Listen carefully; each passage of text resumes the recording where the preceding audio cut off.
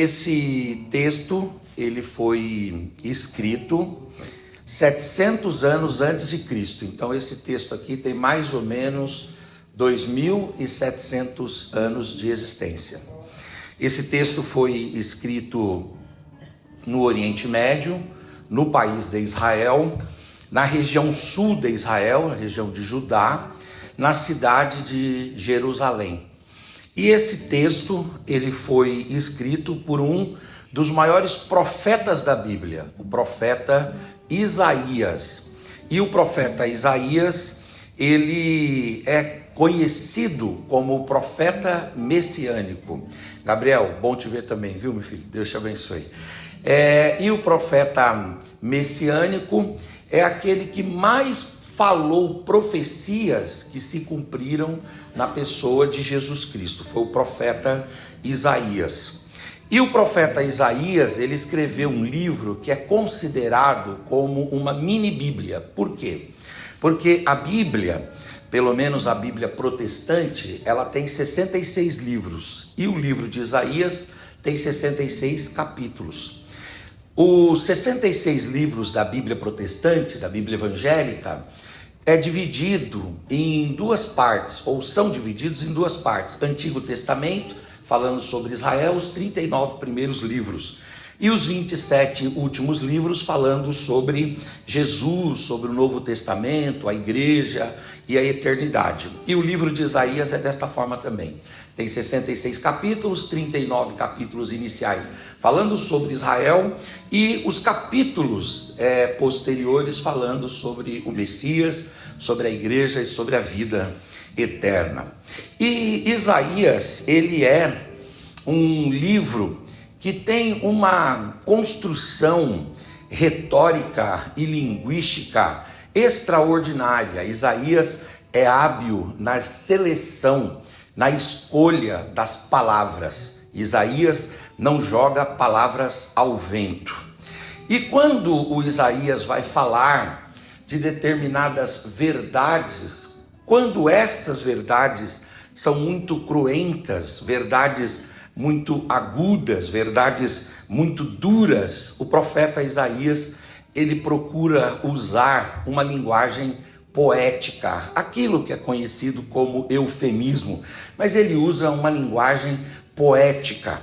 E aqui no capítulo 28, versículo 20, Isaías está usando uma linguagem poética. E qual é a linguagem que ele está usando? Ele está pegando uma imagem que é comum a todos os homens, a imagem de uma casa. Nesta casa tem um cômodo que é um quarto, e nesse quarto tem um móvel que é uma cama. E tem um item que cobre esta cama que é um cobertor, e tem um sujeito deitado nesta cama. Mas Isaías suscita um ponto de controvérsia nessa imagem, que é um ponto intrigante. Ele diz que o sujeito que está deitado nessa cama é um sujeito que tem um maior comprimento do que a cama. Digamos que a cama tivesse 1,20 m e o sujeito tem de comprimento, de altura, 2 metros, 2,20 metros. Falta cama para o sujeito se estender. Então ele fala de cama curta. E o indivíduo, ele tem, dizem que o brasileiro comum, na sua compleição física habitual, ele tem 80 centímetros de largura. Eu tenho o dobro disso, mas isso tem a ver com com o meu tecido adiposo avantajado, né? Mas o homem, em regra, tem 80 centímetros de profundidade ou de largura. Assim se medem os guarda-roupas, né? 80 centímetros. E o indivíduo tem mais ou menos ali 80 centímetros de largura para dormir, mas o cobertor dele, além de ser curto, do mesmo tamanho da cama, é um cobertor estreito. O indivíduo tem 80 de largura, mas o cobertor só tem 30 centímetros de largura. Então, uma cama curta e um cobertor estreito. Isaías usa essa imagem para referir-se a tempos difíceis. E é claro que ele está falando aqui para a nação de Israel, a região da Judéia, mais propriamente a cidade de Jerusalém, ele diz de modo profético que os tempos difíceis podem ser comparados, por analogia, como um ser humano, uma pessoa que está deitada, tendo uma cama curta e um cobertor muito estreito.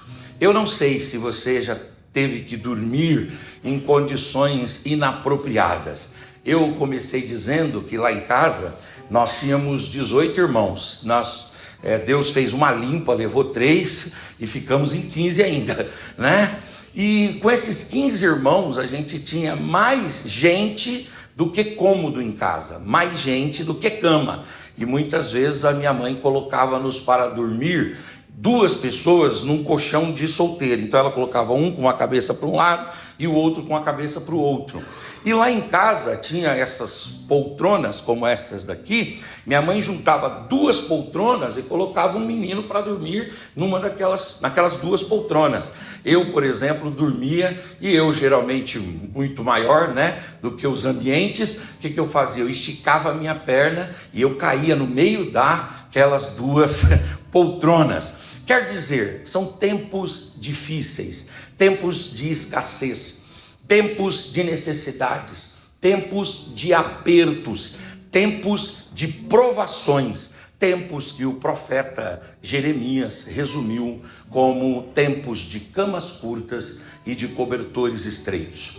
A nossa vida é marcada por momentos assim.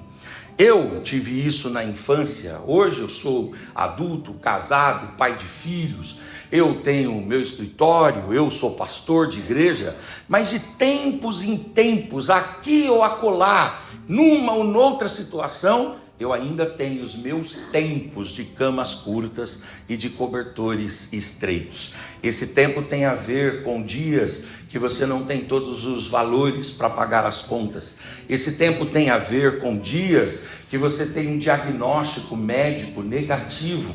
Esses tempos têm a ver com dias que você recebe os nãos, que você recebe as portas fechadas, ou como o pastor Anderson trouxe aqui, o dia de cair fora, o dia de ser excomungado, o dia de ser expulso, expelido, repelido. Não é fácil viver esses dias de camas curtas e de cobertores estreitos. E talvez eu esteja falando aqui e você está num ambiente muito bonito, com pessoas extremamente agradáveis, mas no seu coração você também traz o sentimento de estar passando em alguma área da sua vida, em algum ambiente da sua existência, um tempo de cama curta e de cobertor estreito.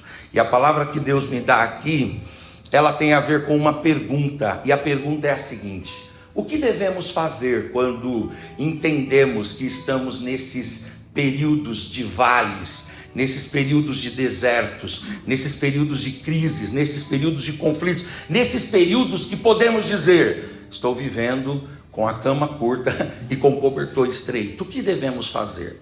Em primeiro lugar, quando estamos vivendo isso, nós devemos ser honestos e fazermos uma análise, procurando entender o que gerou essa situação. É possível que quando você fizer essa anamnese, esse autoexame, aquilo que o Agostinho de Hipona chama de solilóquio, que é essa conversa com a sua própria consciência, o seu tico e o seu teco conversando, quando você fizer isso, pode ser que você chegue à conclusão de que isso é resultado de pecado, porque pecado traz sim momentos de camas curtas e de cobertores estreitos. Nós temos o texto de 2 Samuel, capítulo de número 21, dos versículos 1 a 3, que ali mostra que houve um pecado em Israel. O Saul tinha matado os gibeonitas que Deus mandou proteger, e o Saul desobedeceu a Deus, e como resultado disso houve uma fome de 3 anos em Israel, matando mais de 7.000 pessoas. Ontem, esse final de semana, aconteceu uma calamidade no sul do país. Nós tivemos a perda ali de 7 vidas, mas aqui nesse texto fala de 7.000 pessoas que foram dizimadas, ceifadas pura e simplesmente por causa da desobediência de Saul. E é interessante que quem está vivendo o contexto do juízo é Davi. Davi é que está sendo vítima, e ele vai orar a Deus, porque tem uma fome, o céu está cerrado, a terra não produz, os animais morrem, ressequidos no campo, e o Davi vai orar a Deus e diz: Senhor, o que está acontecendo? Por que eu estou vivendo essa cama curta, esse cobertor estreito? E Deus vai e manda o profeta Natan lhe dizer: você está vivendo isso por causa do pecado.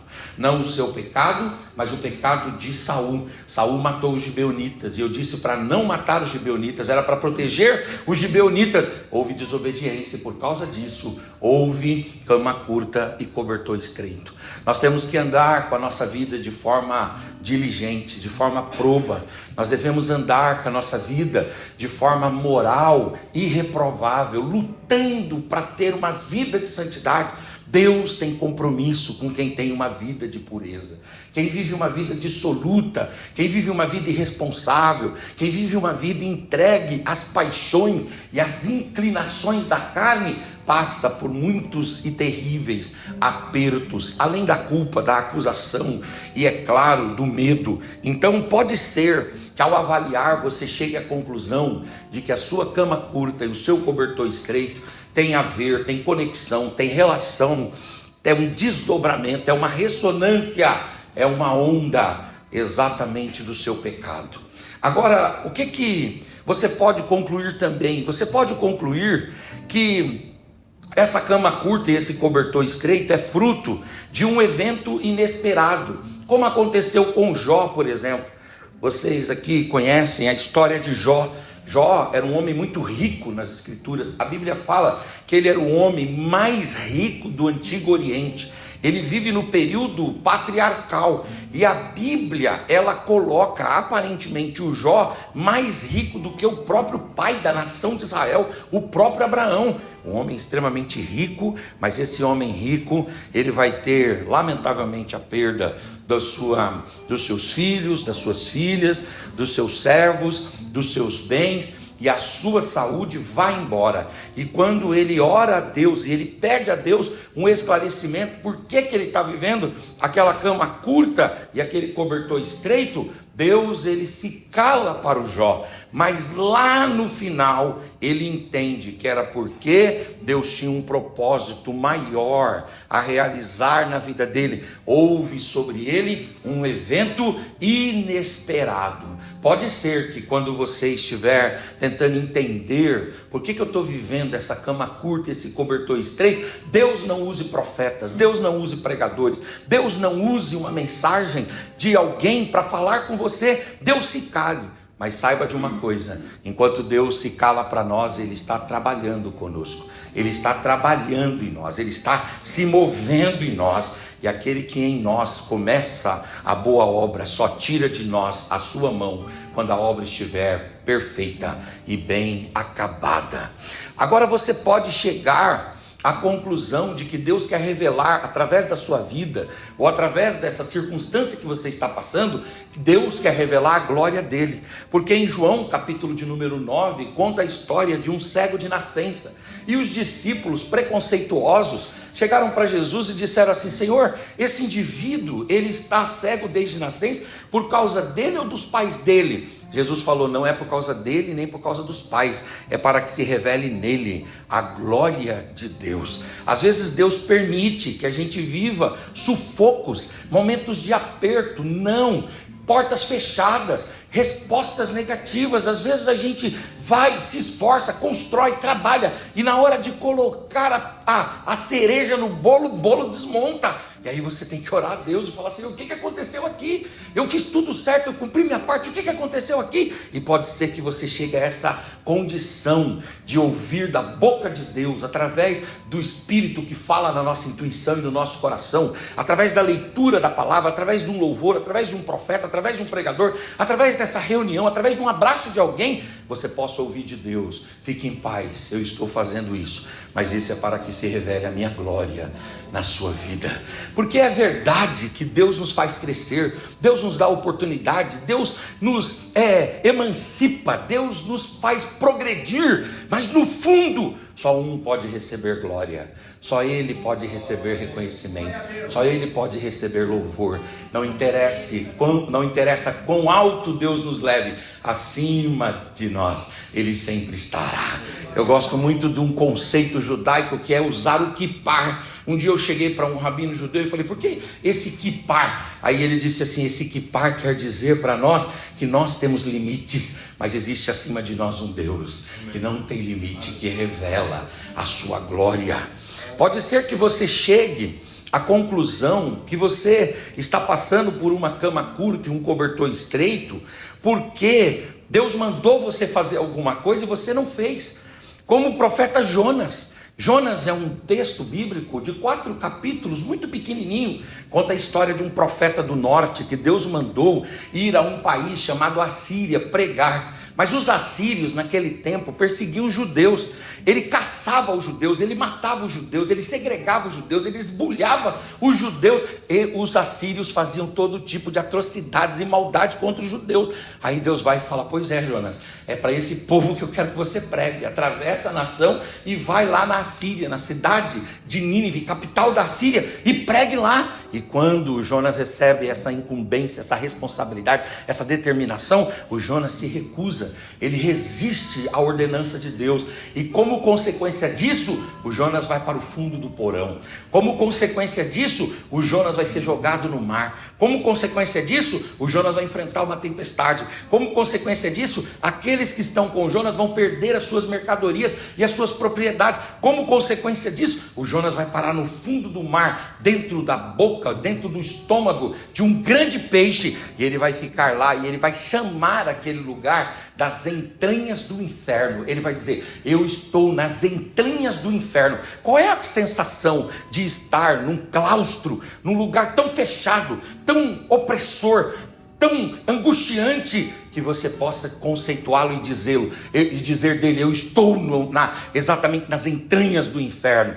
E aí o Jonas ele vai aprender que quando nós desobedecemos a ordem de Deus, a palavra de Deus, a orientação de Deus, porque Deus exige de nós coisas, nós somos chamados por Deus para obedecê-lo, e às vezes Deus quer que a gente faça coisas específicas. Deus nos orienta, Deus nos dá a sua palavra, Deus nos dá a direção, Deus nos indica o caminho, Deus aponta o caminho, Deus sinaliza o caminho, mas resistentes, ensimesmados, empavonados, autossuficientes, a gente quer conduzir a nossa própria vida. A gente acha que a gente tem todas as respostas, a gente acha que a gente tem a capacidade intelectual, emocional de trazer respostas e explicações para tudo. Deus está querendo ensinar a todos nós a sermos obedientes à sua voz. Fique na direção de Deus, porque Deus vai direcionar você, Ele vai te dar uma palavra, Ele vai te dar um conselho, Ele vai fazer subir ao teu coração uma resposta. E quando essa resposta vier,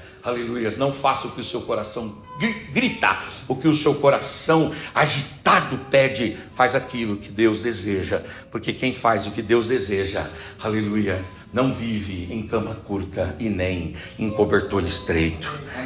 Segundo lugar, para a gente terminar, o que a gente precisa fazer quando estamos nesse ambiente de cama curta e cobertor estreito? Nós precisamos orar a Deus para que Ele nos ajude e Ele reverta a nossa situação.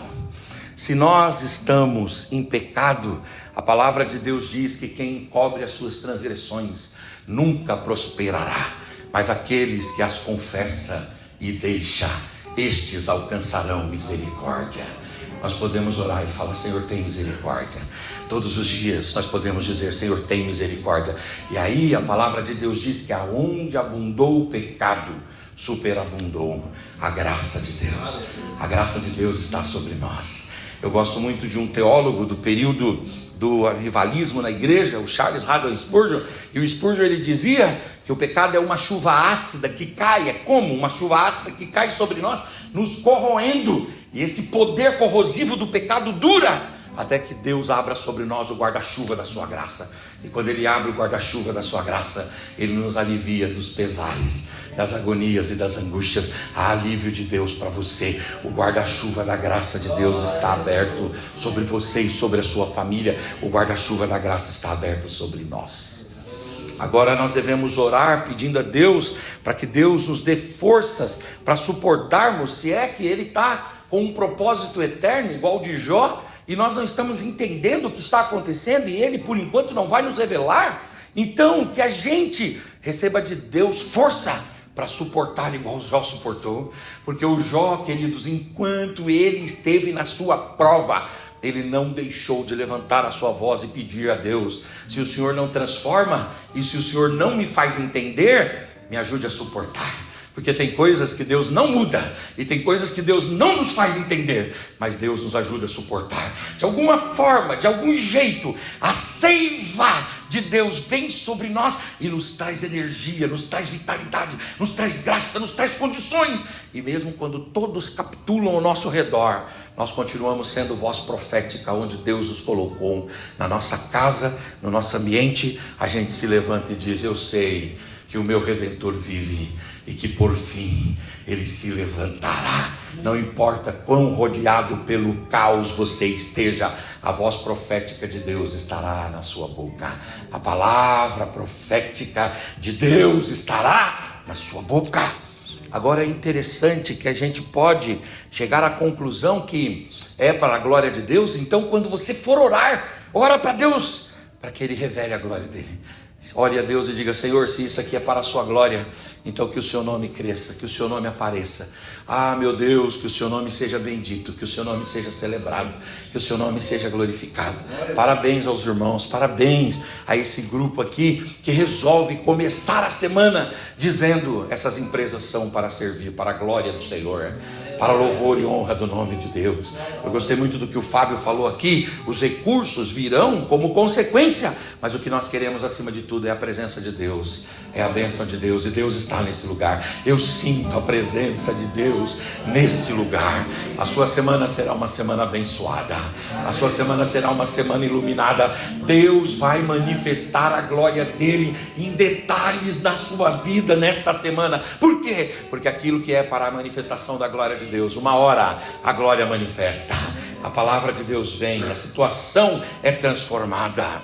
Se você chegar à conclusão de que é por causa de alguma desobediência pontual sua que deveria ser feita, peça a Deus para te ajudar a tomar decisões difíceis e a fazer coisas difíceis. Tomar decisões fáceis é fácil, tomar decisões difíceis é para homens cheios de Deus, iluminados por Deus. Na vida do empreendedor, do empresário, daquele que está trabalhando para além de si mesmo, para abençoar famílias, abençoar vidas, e ajudar pessoas, e ajudar o Estado, e ajudar o país, na vida de quem empreende, principalmente no Brasil, você precisa tomar muitas decisões difíceis. E talvez você, às vezes Deus fala: esse é o caminho. Ah, mas é muito difícil, essa decisão me corta na carne, essa decisão me corta no coração, essa decisão me corta na mente, essa decisão, Senhor, que o Senhor quer? E Deus diz: é essa decisão. Que Deus te dê graça e te dê força para que você tome as melhores decisões. E as melhores decisões é seguir a vontade de Deus. E por fim, além de você tomar pé da situação, além de você orar, aleluia, faça uma terceira coisa: creia que Deus reverte situações difíceis. Eu gosto muito de um texto de Ezequiel, capítulo 16, quando o profeta Ezequiel vai falar, no versículo de número 8, ele vai falar uma coisa linda, falando sobre a relação de Deus com o homem. E ele vai usar ali uma imagem. A Bíblia, irmãos, ela é cheia de imagens. A Bíblia, ela usa imagens, as imagens falam muito. Por isso que nós aprendemos, enquanto criança, com imagem. Por isso que na igreja católica, uma das formas de evangelização é a imagem. Por isso que a gente chega aqui, a gente acredita na imagem. Olha esse tamanho desse painel, olha quantos painéis tem ali, a imagem fala muito. E a Bíblia cria uma imagem, a imagem de Ezequiel 16:8, é a imagem de Deus passando e vendo o homem no seu estado de miserabilidade, de sofrimento, de angústia, de agonia. E aí o texto ilustra dizendo o seguinte: e passando eu junto ao caminho, Deus diz, eu te vi, eu vi-te, E eis que o teu tempo era tempo de amores. E eu então estendi sobre ti o meu manto, e eu cobri a tua nudez, e eu te dei juramento, e entrei em aliança contigo, diz o Senhor, e então você ficou sendo meu para todo sempre. Deus está dizendo o seguinte: olha, eu passei pelo caminho e eu vi que você estava com a cama curta e com o cobertor estreito, mas eu não me olvidei, eu não ignorei. Eu fui lá e eu estendi sobre você o meu manto. Deus vai estender o manto dele sobre você. Talvez você esteja de alguma forma escapando. Nesses dias frios a gente vê, né? Estende o edredom, aí falta lá, falta aqui, aí está sempre entrando vento, mas aí quando você consegue se encapsular totalmente, fala: oh, estou seguro agora. E às vezes na vida a gente não consegue essa segurança. Aí Deus nos vê perdidos, lutando contra os nossos cobertores curtos, e a Bíblia fala aqui: eu vi você pelo caminho, eu passei, eu te vi, e eu te amei, e eu estendi sobre você o meu manto. Deus vai estender sobre você o manto dele. Ele vai esconder você, ele vai abrigar você, ele vai albergar você, ele vai guardar você. Eu gosto muito do texto de Cantares 2:4, quando Salomão ele diz sobre Deus: levou-me então à sala do banquete e estendeu sobre mim o seu estandarte, e o seu estandarte sobre mim era o amor. Deus vai cuidar de você, você é filho de Deus. Você é a ovelha do aprisco do Senhor Jesus. A sua família não é só sua, a sua família é de Deus. Foi Deus que te deu, Deus te colocou lá para cuidar dela, mas você não vai cuidar sozinho. Você não cuida dos seus sozinhos. Há um Deus nos céus que protege, que cuida. Suas empresas, seus empregados, as pessoas que são parceiras, que trabalham com você, que de alguma forma estão debaixo do seu guarda-chuva e das suas asas. Deus diz: eu sou aquele que te dá sombra, para que você possa dar sombra para os outros também. Eu gosto muito de Isaías 54:2. Amplia o lugar da tua tenda e estendam as cortinas das tuas habitações. Não impeças, alonga as tuas cordas e fixe bem as tuas estacas, porque eu vou fazer uma coisa nova. Deus vai ampliar